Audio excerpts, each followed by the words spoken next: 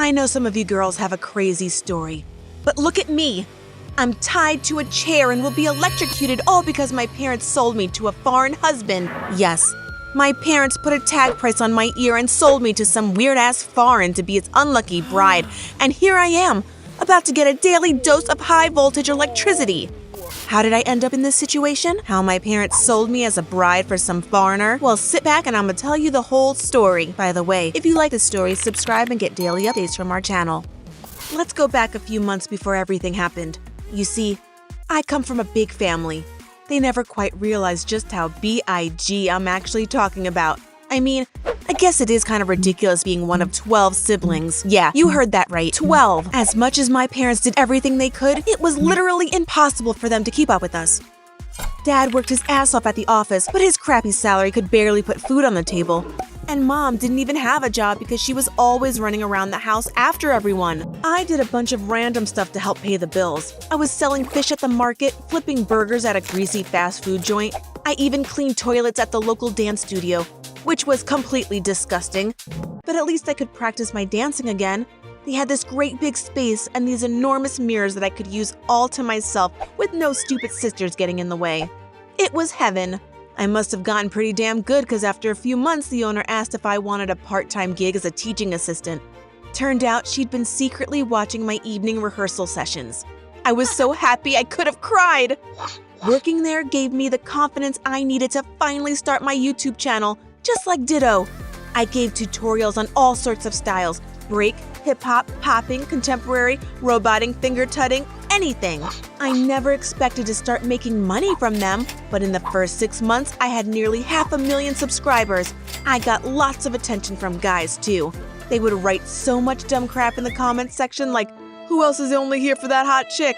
Girl got ass," or "Cleavage at 432. Apart from Greg.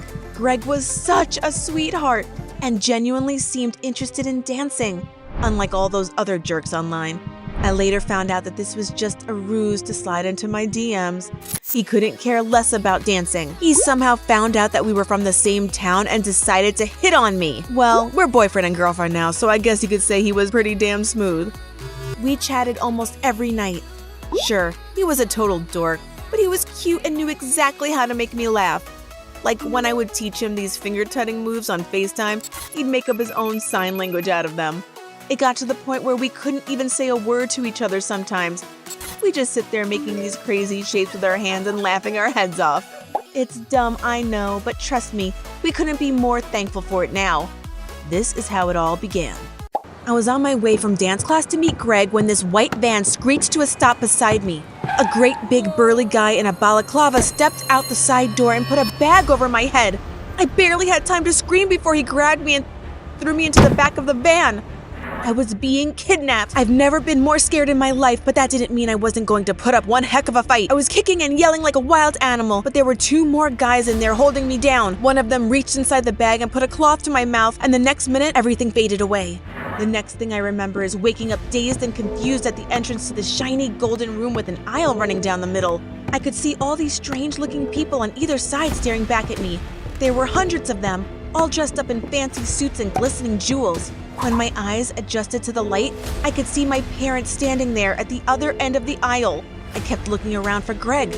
Maybe this was some kind of elaborate prank, but I couldn't see him anywhere. Then this booming voice echoed across the room.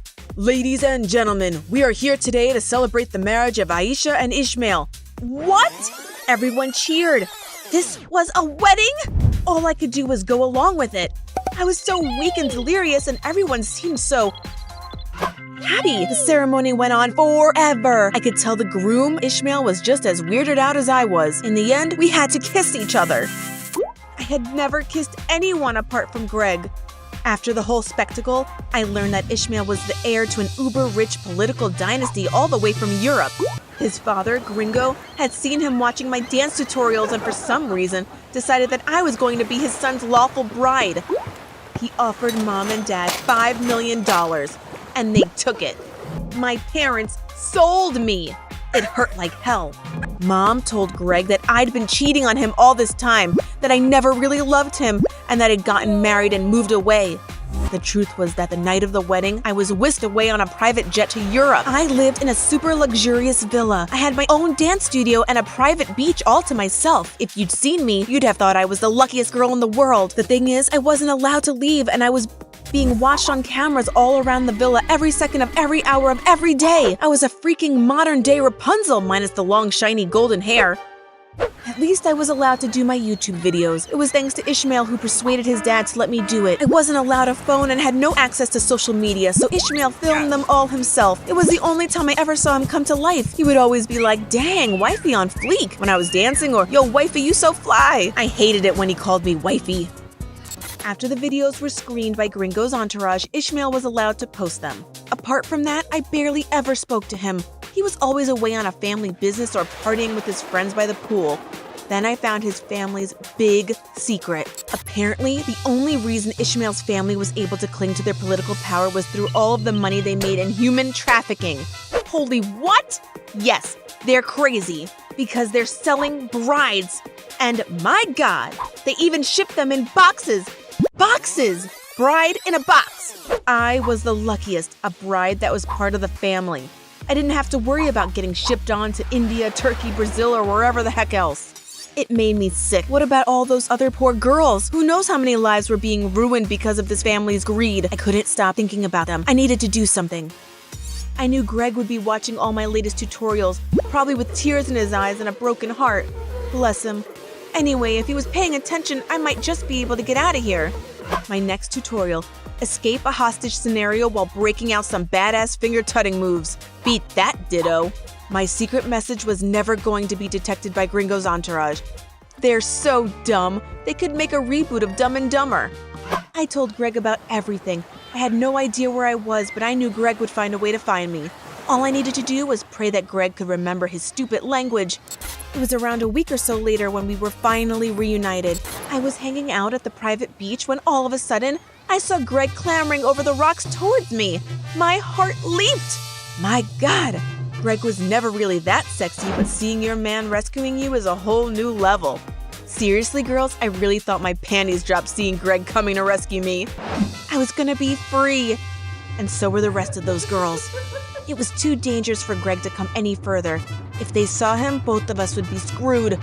So we planned my escape for later that night, when I knew security was light and Gringo would be preoccupied with his 7 wives. It went exactly to plan. Well, almost. I snuck out of my bedroom window and tiptoed across the roof as quietly as I could. There was a dirt track running around the back of the villa, and I knew there were no cameras there. That was our meeting point. The problem was, I had to pass over the dog kennel to get to it, and these weren't just any dogs. These were angry, bloodthirsty pit bulls Gringo used for his illegal dog fights. Obviously, as soon as I stepped onto the roof, they started barking and growling like crazy. All the floodlights surrounding the villa turned on, and I could hear Gringo's men patrolling the area. It was now or never. I threw myself off the roof and landed in a heap on the ground. Greg was right there waiting for me in a beat-up hire car. I got in and we drove up into the mountains. My heart was pounding like hell. We came across an old abandoned barn to hide out in until morning. It was looking out over the sea. The stars were shining. It was actually kind of romantic.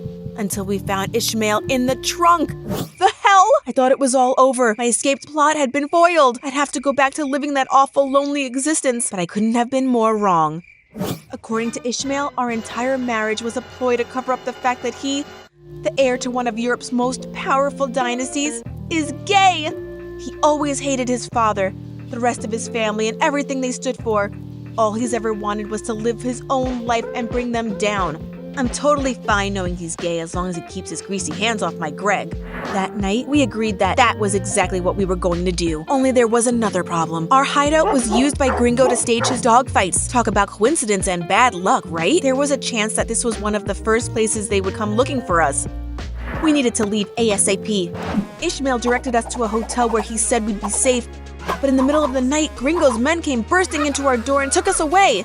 They brought us to a vacant warehouse and tied us all to wooden chairs. Armed guards were surrounding us. We were all petrified. It felt like hours before Gringo showed up carrying a metal briefcase, which we soon found out was his torture kit. Greg was the first victim.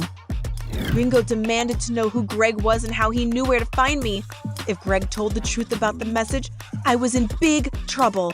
Instead, Greg said nothing and Gringo got to work. First, he attached all these wires to Greg's arms and legs and electrocuted him. What the freaking hell? I swear I will beat Gringo to a bloody pulp for doing that to my little Greggy boy. Gringo was pissed after getting no answers from Greg. I could see the rage building up inside of him as he paced around the warehouse listening to the news. Then someone called Gringo. The caller told him his whole illegal business was exposed. When he hung up, he turned to me. "I'm gonna kill you," he growled. I've never seen so much evil in someone's eyes as he walked towards me with his torture kit. His goons tied me to a chair. Greg and Ishmael were yelling at Gringo to stop, but two of his men dragged them away. They were gone, but I was far from alone. You see, my dependable Greg had a plan. When Greg deciphered my message, he passed it on in a video to all my fans and the whole thing went viral. I'm serious. It caught the attention of freaking Interpol, who enlisted Greg, my dorky boyfriend, to go find me. A few hours earlier, on the way to the hotel, I posted a video exposing Gringo's human trafficking operations to the whole world. Whoopsie! It was right as Gringo was about to flick the switch to electrocute me to death when a SWAT team came barging into the warehouse. Talk about impeccable timing. Everybody down now! It was total chaos. Shots were being fired from everywhere. Even though I was tied to a chair, I totally did my best to copy Neo, dodging bullets like in The Matrix. They arrested Gringo and a bunch of his men. Thankfully, Greg and Ishmael were found unharmed. It turned out that before they sent Greg on his mission, Interpol fitted a GPS tracking device underneath his skin. That way, they knew where to find us if it all went haywire. When we got back to the US, Greg and I moved in together. I haven't spoken to my parents in years. They went to jail and lost all their money. Good riddance to them. They can rot in hell for all I care. I'm still in touch with some of my siblings. They told me that when everything happened, the family split in half. One side obviously didn't give a damn about me and enjoyed the money. The other side couldn't live with what mom and dad had done. I never found out what happened to Ishmael. The human trafficking ring was shut down, but I'm sure there was still plenty of his family members out for revenge. Today, I run a successful production company making all kinds of YouTube videos, and Greg edits them all. We still get a bunch of stupid comments, but one of them always grabs my attention. It's from a guy called Prince Izzy. "Wifey on fleek" is all it says. At least I know he's safe. Did you like this story? Don't forget to like, comment, and subscribe to Dear Diary as we post new stories every week.